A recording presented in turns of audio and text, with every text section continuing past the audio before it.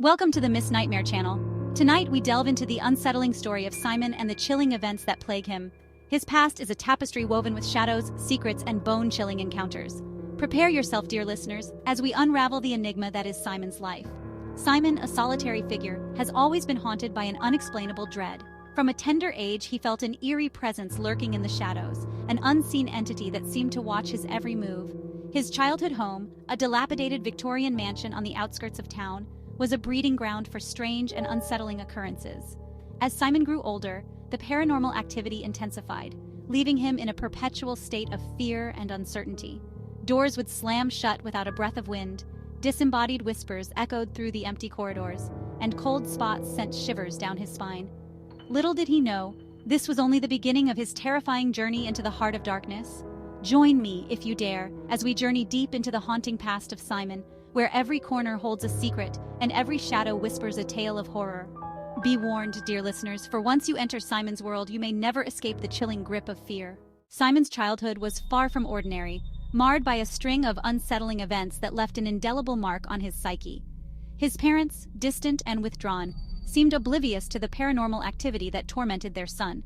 Or perhaps they were all too familiar with the darkness that had taken root within their home.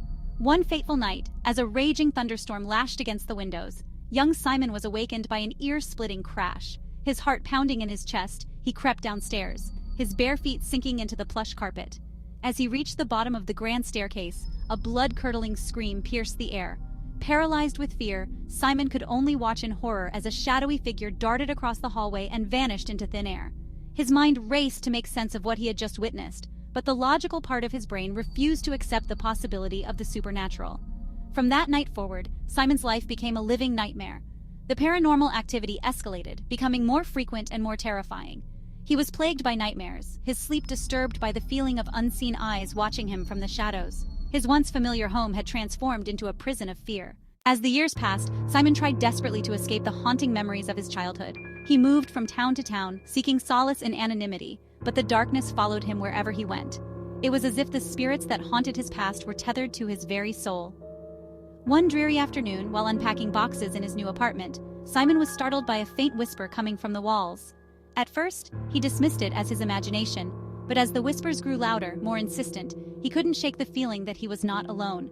Days turned into sleepless nights as the whispers intensified, tormenting Simon with cryptic messages and blood-curdling threats. He tried to rationalize the phenomena, attributing it to stress or sleep deprivation, but deep down, he knew the truth. The spirits had found him once again. Driven to the brink of madness, Simon sought the help of paranormal investigators, hoping to find answers to the haunting that had plagued him for so long. But each investigation only deepened the mystery, revealing more questions than answers. Simon was a prisoner in his own mind, haunted by forces he couldn't understand or control.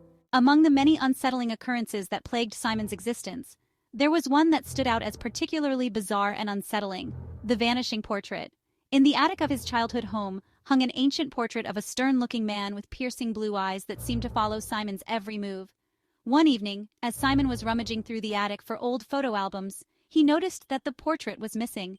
He searched high and low, but it was nowhere to be found. Just when he had given up hope, he stumbled upon it in the most unexpected of places, his own bedroom. The portrait, which had been hanging in the attic for decades, was now sitting on his nightstand, its cold glass eyes staring up at him. A shiver ran down Simon's spine as he realized that the portrait had moved on its own, as if it had a life of its own. As the days turned into weeks, the portrait continued to vanish and reappear in different locations throughout the house.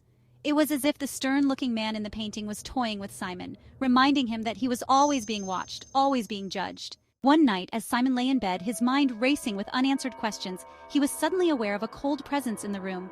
He opened his eyes to find a translucent figure hovering over him, its ethereal glow illuminating the darkness. The figure was that of a young woman, her long, flowing hair cascading down her back like a waterfall of moonlight. Her eyes, wide and full of sadness, seemed to bore into Simon's soul, as if she were trying to communicate a message from beyond the grave. Terror gripped Simon's heart as the ghostly apparition reached out a hand towards him. He wanted to scream, to run, but he was frozen in place, paralyzed by fear. The woman's touch was icy cold, sending a shiver down his spine that seemed to penetrate his very core. And then, as quickly as it had appeared, the ghostly figure vanished into thin air, leaving Simon trembling in his bed.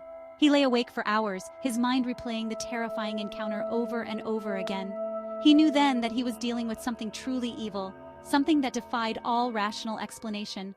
Among the many haunted objects that Simon encountered in his life, there was one that held a particularly sinister power over him, an antique mirror he had inherited from his grandmother.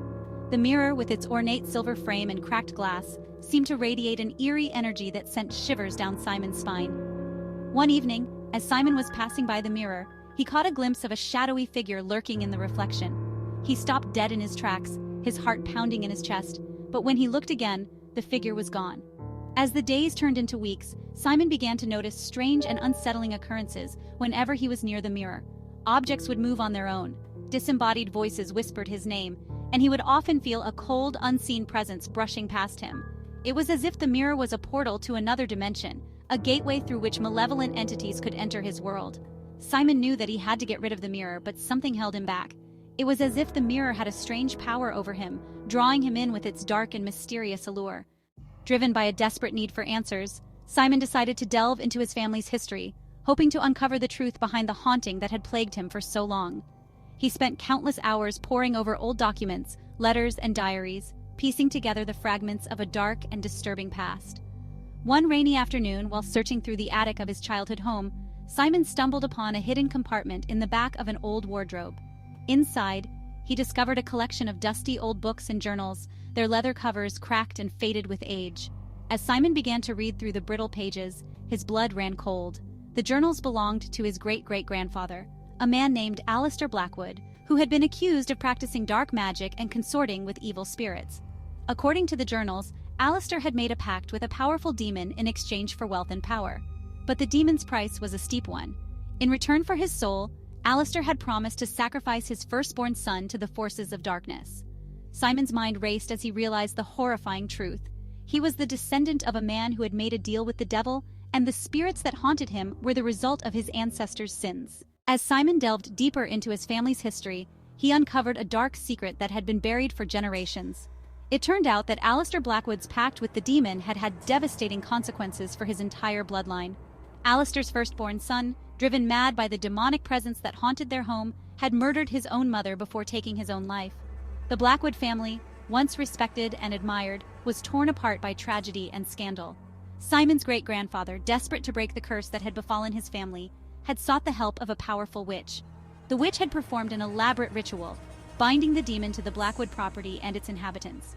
But the ritual had come at a terrible cost. The witch had warned that the demon would continue to torment the Blackwood descendants for generations to come, feeding on their fear and despair. Simon's haunting, it seemed, was not a random occurrence. It was his birthright, a curse passed down from generation to generation. Despite all his efforts, Simon never managed to escape the haunting that had plagued him for his entire life. The spirits of his ancestors, bound to the Blackwood property by a powerful curse, continued to torment him, reminding him that he was trapped in a never-ending nightmare. Some say that Simon eventually went mad, driven insane by the relentless paranormal activity that surrounded him.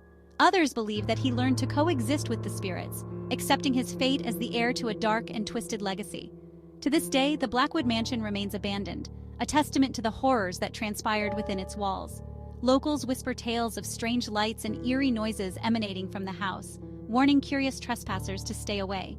And so, Simon's story remains a chilling reminder that the past can never truly be buried.